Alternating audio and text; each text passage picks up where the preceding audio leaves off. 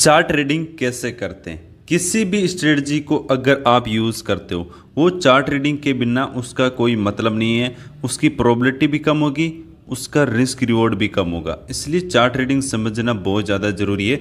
इस वीडियो में उसके कॉन्सेप्ट को हम समझने की कोशिश करेंगे।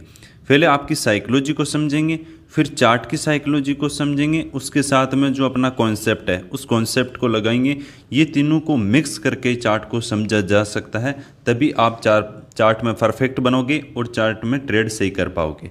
जब मार्केट यहाँ पर गैप डाउन ओपन हुआ, यहाँ पर आपकी दोनों साइड की साइकोलॉजी हो सकती है कि मार्केट गैप को फील करेगा तो कहीं ना कहीं आप बाइंग साइड का सोचोगे। आप सोचोगे गैप डाउन ओपन हुआ है, नेगेटिव मार्केट है तो डाउन साइड में जाएगा, इसीलिए सेल साइड की साइकोलॉजी भी हो सकती है। लेकिन बाइंग करना है या सेलिंग करना है ये उस चीज़ पर डिसाइड करता है चार्ट पर, कि चार्ट पे प्राइस क्या बोल रहा है, प्राइस एक्शन क्या है, साथ में साइकोलॉजी क्या है। क्योंकि आपने तो सोच लिया चलो बाइंग करूँगा, अप साइड में जाएगा गैप फील करेगा, या डाउन साइड में आएगा वीकनेस है मैं सेल करूँगा। लेकिन आपके सोचने से नहीं होता, प्राइस क्या बोल रहा है, वहाँ पर साइकोलॉजी क्या है, सबसे ज़्यादा इंपॉर्टेंट तो वो है। जब मार्केट ओपन हुआ, ओपन होने के बाद एक अच्छा खासा नीचे की तरफ विक्स आया, मतलब सेलर्स एक्टिव है। फिर अप साइड में जाके क्लोजिंग किया, कहने के अप साइड में क्लोजिंग किया मतलब बायर्स एक्टिव है। अगली कैंडल स्टिक ने क्या किया, एक एक कैंडल स्टिक को समझना। इसने हाई को ब्रेक किया, खास मोमेंटम नहीं किया। यहाँ पर देख लो अगली बार फिर से हाई को ब्रेक किया, कुछ खास मोमेंटम नहीं किया। कंटिन्यू यहाँ पर दो कैंडल छोटे छोटे कैंडल स्टिक बनाई है।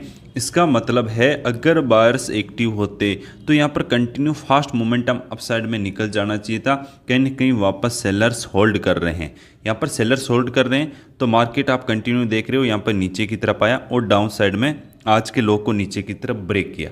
अब चार्ट ट्रेडिंग यहाँ पर क्या है, आपको हमेशा देखना है कि मार्केट का ओरिजिन कहाँ है, मतलब मार्केट किस जगह से आ रहा है। अगर मार्केट यहाँ से इस लेवल से लेके कंटिन्यू अपने लो को ब्रेक कर देता है, कंटिन्यू मोमेंटम करके आया है, क्या लो को ब्रेक करने पर वहाँ पर सेल करना चाहिए? कभी भी बिल्कुल भी नहीं। उसका रीज़न क्या है, क्योंकि मार्केट जब इस जगह से आया है तो यहाँ पर बहुत सारे लोगों ने सेल किया होगा, सेल किया है तभी तो मार्केट यहाँ पे नीचे की तरफ आया। हो सकता है इतनी बड़ी कैंडल स्टिक बनी है, मतलब बिग प्लेयर्स भी हो सकता है या ऑपरेटर हो सकता है, उन्होंने यहाँ पर सेलिंग किया है। जब वो सेल किया है, आप यहाँ पर लो को ब्रेक करने पर सेल करोगे तो वहाँ पर लॉस हो जाएगा, क्योंकि ये जो सेल किए हैं वो कभी भी प्रॉफिट बुकिंग कर सकते हैं। इसलिए लो को ब्रेक करने पर आपको सेल नहीं करना चाहिए। ये हमारा चार्ट ट्रेडिंग का फर्स्ट कॉन्सेप्ट है कि मार्केट अगर पहले से मोमेंटम करके आया है फिर आप किसी ब्रेकआउट पे बाई करते हो, हमेशा देखना आपको ट्रेफ होने की ज़्यादा प्रोबेबिलिटी होगी, लॉस होने की ज़्यादा प्रोबेबिलिटी होगी। क्योंकि जो लोग यहाँ पर बाइंग किए हैं वो कभी भी प्रॉफिट बुकिंग कर सकते हैं। ये हमारा फर्स्ट कॉन्सेप्ट चार्ट ट्रेडिंग का क्लियर हो गया। ओके, जब मार्केट यहाँ पर डाउन ओपन हुआ, नीचे की तरफ सेलर्स एक्टिव हुए, फिर अप साइड में जाके अप साइड में क्लोजिंग किया, इसका मतलब क्या, बायर्स एक्टिव है। ओके, मार्केट को अगर डाउन साइड में जाना है तो इस लोग को ब्रेक डाउन करके वहाँ से कंटिन्यू फॉलो थ्रू मिलना चाहिए, जैसे मैंने आपको एडवांस ग्रुप के अंदर भी बताया। फिर प्राइस कंटिन्यू मोमेंटम करके आया, कंटिन्यूएशन में मैंने आपको बताया फर्स्ट कॉन्सेप्ट कि हम सेल नहीं करेंगे। फिर प्राइस काफ़ी टाइम यहाँ पर होल्ड किया और कंटिन्यू अप साइड में किया। अब आप यहाँ पर समझो कि मार्केट में बायर्स और सेलर की स्ट्रेंथ और वीकनेस को समझो, और चार्ट ट्रेडिंग का कॉन्सेप्ट नंबर 2 को समझने की कोशिश करो कि अगर मार्केट गैप डाउन ओपन हुआ, मॉर्निंग के अंदर फर्स्ट कैंडल में इतनी सेलिंग आ गई, फिर यहाँ से नीचे की तरफ नहीं गिरा, दोबारा उसने कोशिश किया, लो को ब्रेक किया, फिर भी यहाँ पर वापस होल्ड करने लग गया, फिर से यहाँ पर नीचे की तरफ नहीं गया, फिर कोई भी यहाँ पर अप साइड में गया है, इस राइज को देख के अगर आपने यहाँ पर सेल किया है, यहाँ पर सेल किया है, यहाँ पर सेल किया, तो आपकी सबसे बड़ी मिस्टेक है, यहाँ पर सेल करना ही नहीं चाहिए था। क्यों? अगर यहाँ पर 2 बार मार्केट ने डाउन साइड जाने की कोशिश कर ली, जो हाई प्रोबेबिलिटी स्ट्रेटजी, उसकी वजह से यहाँ पर हमने कहीं पे एंट्री बनाया था। अब आप खुद सोचो, जब मार्केट में ये डब्लू पैटर्न बनाया, इसको ऊपर की तरफ ब्रेक किया, कैंडल स्टिक क्लोज किया, थर्ड कॉन्सेप्ट की बात कर रहा हूँ मैं आपको। जब प्राइस अप साइड में गया और फिर नीचे की तरफ आया, फिर प्राइस अप साइड में गया, अगर ये डब्लू पैटर्न बना है, इसका मतलब क्या है, चलो बायर से एक्टिव है, मार्केट में यहाँ पर कहीं ना कहीं बाइंग साइड का सिचुएशन बनाना चाहिए। अगर अप साइड में गया है मार्केट और यहाँ पर नीचे फिर डीप आया, जब मार्केट यहाँ पर ओपन हुआ, डाउन साइड मोमेंटम आया लेकिन वापस सब साइड में गया, फिर मार्केट डाउन साइड आया, लो को ब्रेक किया, फिर से मार्केट कहीं ना कहीं यहाँ पर होल्ड कर गया और अंदर कैंडल क्लोज कर दी, डाउन साइड नहीं जा पाया। अगर मार्केट ने 2 बार कोशिश कर ली है डाउन साइड जाने की फिर भी डाउन साइड में नहीं गया है, इसका मतलब बहुत ज़्यादा प्रोबेबिलिटी है कि मार्केट रिवर्सल होगा या अप साइड जाने की प्रोबेबिलिटी है। ये हमारा कॉन्सेप्ट नंबर 2 है। तो यहाँ पर जब फर्स्ट टाइम कोशिश किया डाउन नहीं आया, सेकेंड टाइम कोशिश किया होल्ड किया वापस अंदर आ गया, तो अब कोई भी लेवल सेल ऑन राइज, मतलब जब मार्केट ऊपर जाता है ना, राइज आता है, तब अगर वहाँ पर सेल करते हो तो सबसे बड़ी मिस्टेक है, वहाँ पर कभी भी आपको सेल साइड की पोजीशन नहीं बनानी है। हम सेल कब करते हैं इस चार्ट में, अगर ये लो को ब्रेक किया है, कंटिन्यू यहाँ पर टाइम स्पेंड करता, उसके बाद अगर उसको ब्रेक करता, फॉलो थ्रू मिलता, फॉलो थ्रू मतलब उस कैंडल को या उसके लो को सस्टेन करने के बाद उसको फॉलो करता, तब हम सेल कर सकते थे। कि 2 बार कोशिश किया है फिर भी डाउन नहीं आ रहा है, आपको बार बार एंट्री दिला रहा है, डाउन नहीं आ रहा है, इसका मतलब अपसाइड में जाएगा। अगर बार बार कोशिश कर रहा है फिर भी नहीं आ रहा है, इसका मतलब कंटिन्यू अपसाइड में जाएगा। ये हमारा कॉन्सेप्ट नंबर 2 हो गया। अब प्राइस यहाँ पर कंटिन्यू अपसाइड में किया, यहाँ पर क्या चार्ट पैटर्न बनाए, मार्केट नीचे की तरफ आया, एक पुल बैक अपसाइड में आया, वापस बहुत सारे लोग सेलर्स एक्टिव हुए कि मार्केट ये सेलिंग आई है तो कुछ प्रॉफिट बुकिंग होगी, ये जो लोग यहाँ पर सेल किए, फिर से यहाँ पर लोग सेलर्स एक्टिव हुए, अपने लो को ब्रेक नहीं किया और कंटिन्यू यहाँ पर कौन सा चार्ट पैटर्न बनाया, डब्लू चार्ट पैटर्न, कि इसके ऊपर कैंडल भी क्लोज की।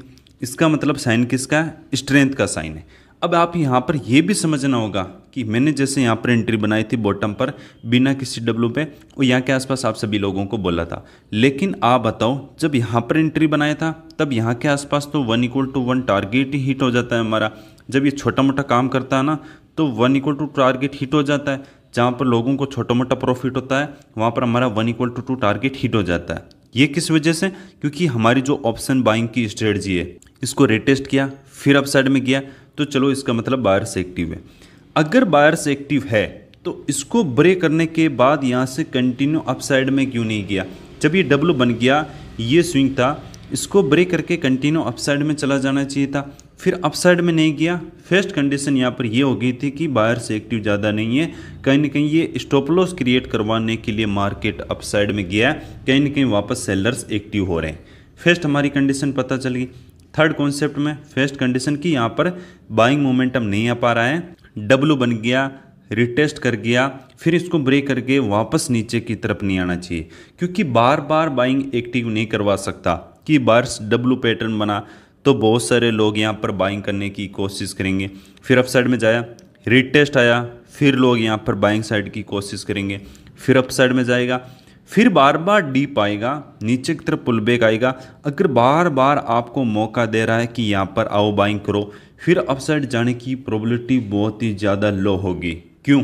जैसे मार्केट ने इसको रिटेस्ट किया तभी पता चल गया था इसको अपसाइड जाने की प्रोबेबिलिटी लो है, क्योंकि जब भी मार्केट को अपसाइड जाना होगा हमेशा आपको बार बार एंट्री नहीं दिलाएगा उसी प्राइस पर, कि सेम मान लो 100 प्राइस पे चल रहा है, अपसाइड में गया 110 पे गया, फिर 100 पर आपको एंट्री दिला रहा है, फिर 112 पर गया, फिर आपको अगर 100 पर एंट्री दिला रहा है, इसका मतलब है अपसाइड नहीं जाएगा, क्योंकि बार बार एंट्री तो दिला रहा है, कभी भी आपका स्टॉप लॉस खा सकता है और डाउन साइड मोमेंटम आ सकता है। इसलिए जैसे डब्लू पैटर्न को यहाँ पर रिटेस्ट किया, इसकी प्रोबेबिलिटी कम हो गई थी अपसाइड जाने की। ओके, मार्केट को हम फिर से समझने की कोशिश करते हैं। तो तीसरा हमारा कॉन्सेप्ट क्या है कि अगर डब्लू पैटर्न बन गया था, अगर इसको ब्रेकआउट किया, कैंडल स्टिक क्लोज कर दिया, तो इसको कंटिन्यू यहाँ से प्राइस एक्शन बनाते हुए भी अगर मान लो रिटेस्ट भी किया है, फिर भी इसको ब्रेक करके कंटिन्यू प्राइस यहाँ से निकल जाना चाहिए। अगर नहीं निकला है तो जो आपका डब्लू पैटर्न में जो बायर्स है वो बहुत ही ज़्यादा वीक है, कहीं ना कहीं यहाँ पर उनका एसएल खाने के लिए मार्केट डाउन साइड में आ सकता है। अब हम समझते हैं, जब डब्लू पैटर्न बन गया, कैंडल स्टिक क्लोज कर दी और अप साइड में नहीं गया, इसका मतलब और क्या साइन है जो कि मार्केट में हम पता लगाएं कि मार्केट में वीक है, अभी तक इतने ज़्यादा बायर्स एक्टिव नहीं है। हमारा फोर्थ कॉन्सेप्ट है कि आज का जो हमारा हाई प्राइस था, फर्स्ट कंडीशन, जो फर्स्ट कैंडल स्टिक का हाई था उसको भी ब्रेक नहीं किया, और आज का जो हाई था उसको भी ब्रेक नहीं किया। इसका मतलब अभी बायर्स के कंट्रोल में नहीं आया है, प्राइस कहीं ना कहीं अभी भी सेलर्स के कंट्रोल में ही है, क्योंकि आज का हाई भी ब्रेक नहीं हुआ, फर्स्ट कैंडल का हाई भी ब्रेक नहीं हुआ।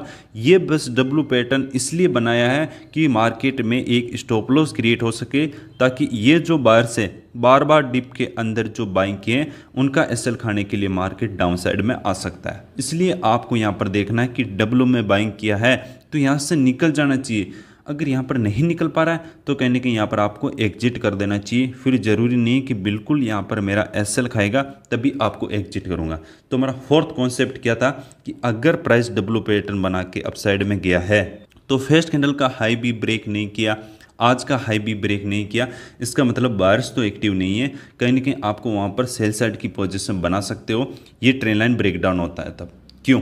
इसका रीजन बताते हैं। हर एक चीज़ को हम चार्ट में जितना डिटेल में सीखेंगे, अगर इसमें ज़्यादा से ज़्यादा मेरे कमेंट्स आते हैं कि एडवांस चार्ट ट्रेडिंग, वो एडवांस तरीका भी आपको बताऊंगा। बट हम चार्ट को यहाँ पर समझते हैं कि चलो यहाँ पर डब्ल्यू पैटर्न तो बन गया, इसको ब्रेकआउट भी कर दिया, कहीं ना कहीं यहाँ पर डीप करके अपसाइड में जा रहा है, चलो बायर्स एक्टिव है मान लिया।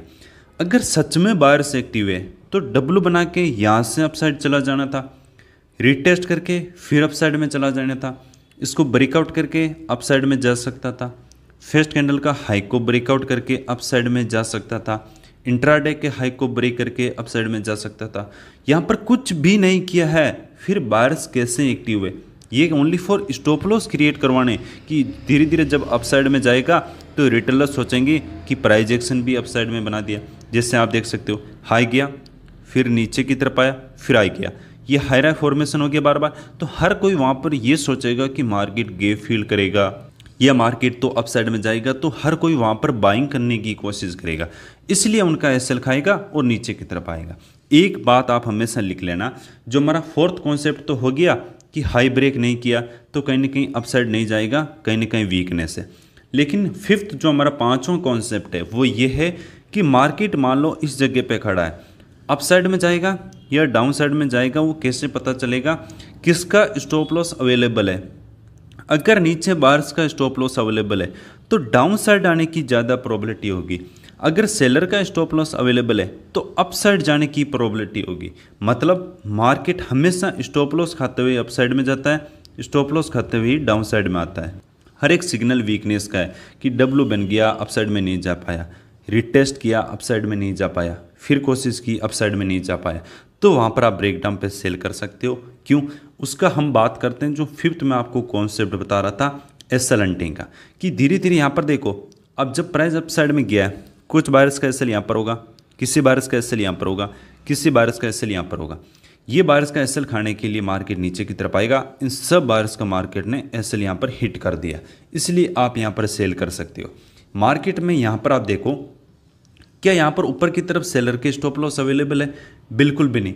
जो लोग यहाँ पर सेल किए वो धीरे धीरे जब प्राइस यहाँ पर आया तो कहीं ना कहीं उन्होंने भी एग्जिट कर दिया। अब सेलर के एसएल तो यहाँ पर खाली है। अगर सेलर के एसएल खाली है तो फिर मार्केट अपसाइड में नहीं जा सकता है, क्योंकि सेलर के स्टॉप लॉस अवेलेबल नहीं है। मार्केट डाउन क्यों आएगा? क्योंकि यहाँ पर बायर्स के स्टॉप लॉस अवेलेबल है। हमेशा आप जब भी लेवल से ब्रेकआउट करता है, बाई करते हो, आपका लॉस हो जाता है। क्यों? इन चीज़ों को आप दिमाग में नहीं रखते कि यार क्या ऊपर की तरफ स्टॉप लॉस अवेलेबल है। मैंने आपको हमेशा देखना, जैसे मैंने स्टॉप लॉस हंटिंग का कोर्स बनाया, उसके अंदर क्या क्या चीज़ें बताया है कि किस लेवल पर ज़्यादा स्टॉप लॉस अवेलेबल होते हैं, कैसे उनका स्टॉप लॉस हिट होता है, कैसे उनके स्टॉप लॉस के अगेंस्ट में आप ट्रेड कर सकते हो। उसके अंदर अप ट्रेंड की भी मैंने 3 स्ट्रेटजी बताई है आपको, डाउन ट्रेंड की भी 3 स्ट्रेटजी बताई है, जो हमारा एसएल हंटिंग का कोर्स है। साथ में आपको लाइव तो सपोर्ट मिलता है। अब आप ब्रेकडाउन किया है तो सेल कर सकते हो, ये तो रीजन बता दिया। अब प्राइस कंटिन्यू यहाँ पर नीचे की तरफ आया। अब सेम आप वापस समझने की कोशिश करना जो यहाँ पर मैंने बताया कि स्टॉप लॉस क्रिएट करवाता जाएगा। 6 पॉइंट क्या था हमारा कि ट्रेंड लाइन ब्रेकडाउन पर आप सेल कर सकते थे, क्योंकि कहीं ना कहीं वीकनेस था। अभी 7th पॉइंट हमारा सबसे इंपॉर्टेंट पॉइंट है। अब समझना, जब फर्स्ट टाइम डब्ल्यू पैटर्न बना था, इसलिए यहाँ पर डब्ल्यू पैटर्न पे बाइंग किया है, हाई फॉर्मेशन को देख के बाइंग किया है, इसको ब्रेकआउट को देख के बाइंग किया है। कितनी कोशिश कर रहा है फिर भी अपसाइड नहीं जा पा रहा है, हाई को ब्रेक नहीं कर पा रहा है, इंट्राडे के हाई को ब्रेक नहीं कर पा रहा है। इसका मतलब कहीं ना कहीं वीकनेस है। ये हमारा 5 कॉन्सेप्ट हो गया कि एसएल हंटिंग से चलता है। 6th हमारा कॉन्सेप्ट है कि अगर इसको ट्रेंड लाइन को ब्रेक डाउन किया है तो क्या यहाँ पर हम सेल की पोजीशन बना सकते हैं? बिल्कुल यस। उसका रीज़न भी सेम कहीं ना कहीं जो मैंने अभी आपको बताया था कि चलो मार्केट में डब्लू पैटर्न बनाया, इसको ब्रेकआउट किया, अपसाइड में नहीं किया, फिर नीचे की तरफ आया, डिप में बायर्स को एक्टिव कराया, फिर अपसाइड में नहीं गया, इसको ब्रेकआउट किया, कहीं ना कहीं वापस ये फेल हो गया। तो यहाँ पर बार बार कोशिश कर रहा है अपसाइड जाने की, फिर भी अपसाइड में नहीं गया, फर्स्ट कंडीशन। सेकंड कि इसने फर्स्ट कैंडल के हाई को भी ब्रेक नहीं किया, यहाँ पर नॉर्मल टेस्ट किया फिर नीचे आ गया, इंट्राडे की भी हाई को ब्रेक नहीं किया। अगर बायर्स में हमेशा देखना आपको जब भी स्ट्रेंथ होती है ना, वो इंट्राडे के हाई को ब्रेक कर देगा, ऐसे नहीं कि बिल्कुल वहाँ से। अगर इंट्राडे के हाई को ब्रेक नहीं किया है तो फिर बायर्स में स्ट्रेंथ नहीं है। अगर स्ट्रेंथ होती है तो हाई को ब्रेक करके कंटिन्यूस से प्राइस अपसाइड में निकल जाना चाहिए था। इसलिए इस ट्रेंड लाइन ब्रेकडाउन पर कहीं ना कहीं आप सेल की पोजीशन बना सकते हो, क्योंकि कहीं ना कहीं यहाँ पर वीकनेस है। इसको ब्रेकआउट किया था, कैंडल क्लोज किया था, तब तो अपसाइड में नहीं गया, फिर मार्केट नीचे आके अब ये डब्लू पैटर्न बना है, क्या इसको ब्रेकआउट करता है, कैंडल स्टिक क्लोज करता है, तो क्या यहाँ पर आपको बाइंग करना चाहिए? बिल्कुल भी नहीं, किसी भी कंडीशन में नहीं। क्यों? उसका रीजन बता देता हूँ। देखो मार्केट किस किस जगह से अपसाइड में जा सकता था, सबसे पहले आपको वो समझना होगा कि चलो यहाँ पर अपसाइड में जा सकता था, फर्स्ट कंडीशन। डब्लू पैटर्न बना, यहाँ से अपसाइड में जा सकता था, नहीं गया, फिर रिटेस्ट करके फिर अपसाइड में जा सकता था, नहीं गया, इसको ब्रेकआउट करके अपसाइड में जा सकता था, नहीं गया। जब बार बार कोशिश कर ली अपसाइड में जाने की, फिर इस डब्लू पैटर्न पर अगर आपने बाइंग किया है तो सबसे बड़ी गलती है। जबकि क्लियर कट मैंने आपको हमारे लाइव मार्केट के ग्रुप के अंदर भी मना कर दिया था कि यहाँ पर कोई भी बाइंग और सेलिंग दोनों ही पोजीशन नहीं बनाना है। क्यों? आपको इसका लॉजिक क्या है? लॉजिक ये है जो मैं बता रहा हूँ कि यार कितनी बार कोशिश की है अपसाइड जाने की, फिर भी अपसाइड में नहीं जा पा रहा है। फिर यहाँ पर डब्लू पैटर्न कि बार बार यहाँ पर जो चीज़ें आसानी से हो सकती है, मतलब जैसे मार्केट गैप डाउन ओपन हुआ, तुरंत ही तो डाउन साइड गिर सकता था, लेकिन वहाँ पर क्या है, इस नीचे स्टॉप लॉस अवेलेबल नहीं था, इसलिए पहले बायर्स को एक्टिव करवाया, उनके स्टॉप लॉस क्रिएट करवाए, फिर उनका एसएल खाया, फिर नीचे आया। सेम इसलिए बोलता हूँ, आराम से भी तो गिर सकता था, लेकिन नीचे स्टॉप लॉस अवेलेबल नहीं थे, इसलिए तो डब्लू पैटर्न बना के रिटेस्ट करके ब्रेकआउट करके बार बार यहाँ पर स्टॉप लॉस क्रिएट करवाया, फिर मार्केट नीचे आया। इसलिए सेम कि यार डब्लू पैटर्न बना, अपसाइड में नहीं गया, फिर यहाँ पर डब्लू पैटर्न बना के अपसाइड जाने की प्रोबेबिलिटी बहुत ज़्यादा लो, 1% ही होगा, 99% ऐसा होगा कि यहाँ से डब्लू में बाइंग नहीं जाएगा। आप हमेशा देखना, जो मैंने आपको एडवांस चार्ट ट्रेडिंग में ये चीज़ें सब कुछ बताई है, ये तो एक बेसिक चीज़ें हैं। एडवांस टू उसमें एडवांस चार्ट ट्रेडिंग में एडवांस नाम इसलिए दिया कि उसमें और ज़्यादा एडवांस तरीके होते हैं आपको चार्ट के समझने के।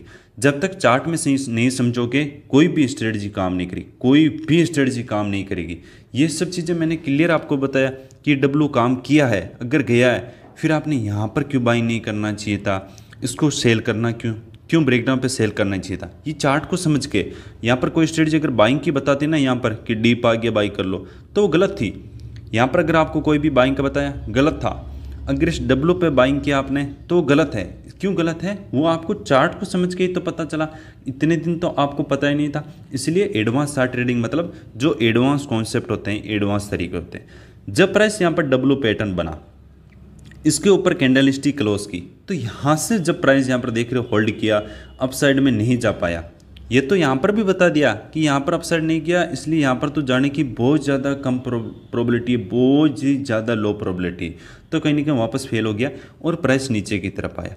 अब आपको देखना है, यहाँ पर बार बार बायर्स का एसएल हिट करवाया, क्रिएट करवाया, उनका स्टॉप लॉस खाया, फिर डब्लू पैटर्न गया, अपसाइड में देख रहे हो कितने टाइम तक होल्ड किया है। इसका मतलब क्या है? जब ये डब्लू पैटर्न बना है, कैंडल स्टिक यहाँ पर क्लोज की है, आप देख रहे हो अच्छी ग्रीन कैंडल स्टिक क्लोज की है, 1 2 3 4 5 मतलब लगभग 25 मिनट तक आप कंटिन्यू इस डब्लू पैटर्न के ऊपर होल्ड किया है। तो बहुत सारे लोग कंटिन्यू ऊपर रिटेलर्स क्या करते रहते हैं, बायर्स करते रहते हैं, बायर्स एक्टिव होते हैं, हर जगह वो बाइंग करते रहते हैं, डिप आएगा होल्ड करता रहता है कि यार मार्केट तो नीचे की तरफ नहीं जाएगा, कहीं ना कहीं आज तो अप साइड में जा रहा है। बार बार ये देख लो, पहले यहाँ पर डिप पर बाई कर रहे थे, फिर नीचे आया, डब्लू बैन गया, तो वो सोचे कि मार्केट चलो यार अच्छी प्राइस पर मिल रहा है, जो आपका कॉल ऑप्शन है वो सस्ता हो गया, क्योंकि मार्केट यहाँ पर नीचे आएगा, जो आपका कॉल का ऑप्शन है ये कॉल का जो प्रीमियम है वो तो नीचे की तरफ घटेगा, वो सस्ता हो जाएगा।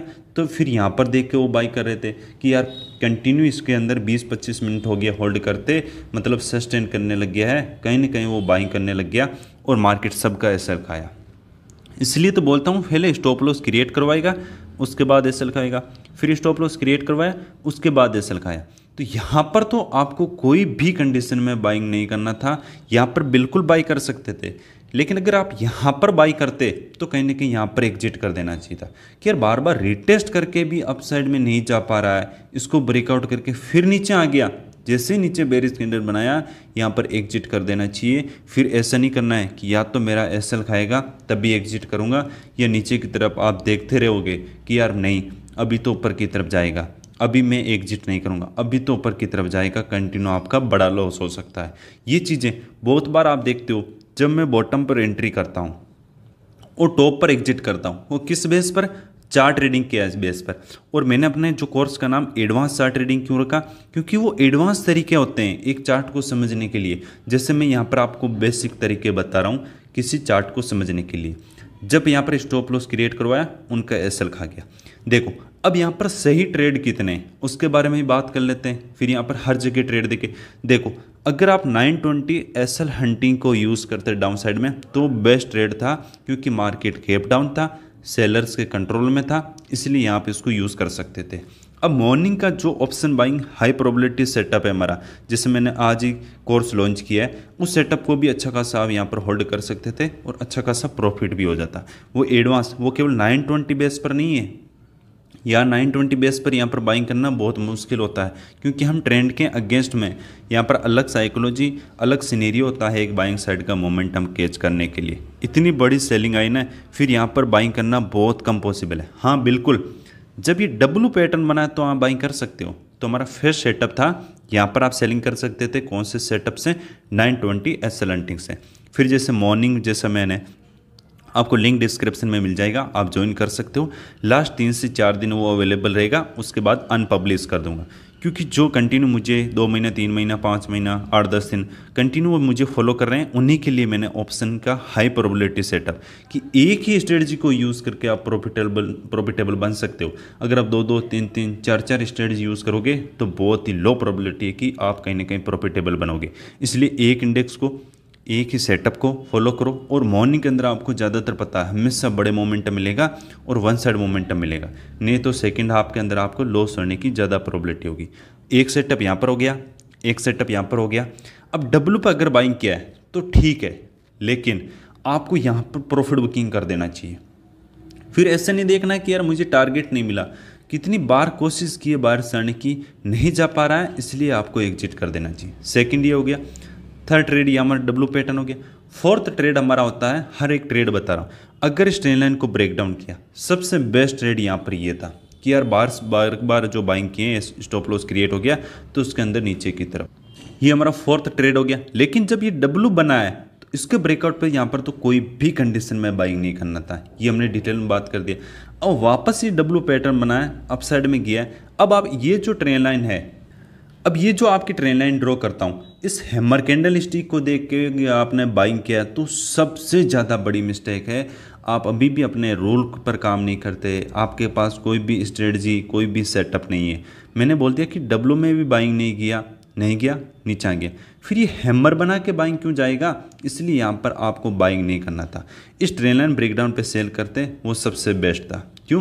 क्योंकि वापस बार बार यहाँ पर जो बाइंग किए उनका स्टॉप लॉस भी खाने के लिए डाउन आ सकता है, और जो आज के लोग का भी बहुत सारे लोगों ने स्टॉप लॉस लगाया है उनका भी एसएल खाने के लिए डाउन साइड में आ सकता है। तो आज आपने 7 कॉन्सेप्ट सीखे।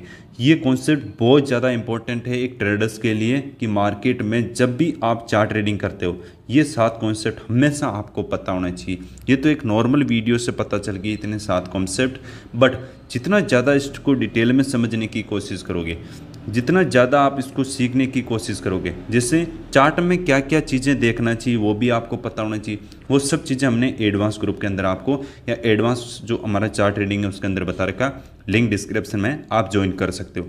बट ये 7 कॉन्सेप्ट हमेशा आपको याद रखना है। इन 7 कॉन्सेप्ट को लिख लेना है, कभी भी भूलना नहीं है। और ज़्यादा से ज़्यादा कमेंट आते हैं एडवांस चार्ट ट्रेडिंग, तो इसका मैं पार्ट नंबर 2 बनाऊंगा। बट ये बात ध्यान रखना, जितना ज़्यादा मेरे पास कमेंट आएंगे, लाइक आएंगे, तभी बनाऊंगा। नहीं तो मैं, क्योंकि आप लोगों का कि अगर इसमें इंटरेस्ट नहीं है तो फिर मैं किस लिए बनाऊं। अगर आप लोगों का इंटरेस्ट है लर्निंग सीखना तो एडवांस चार्ट रीडिंग सीखना, तो एडवांस चार्ट रीडिंग कमेंट करना, मैं पार्ट 2 बना दूंगा। Thank you. जय हिंद।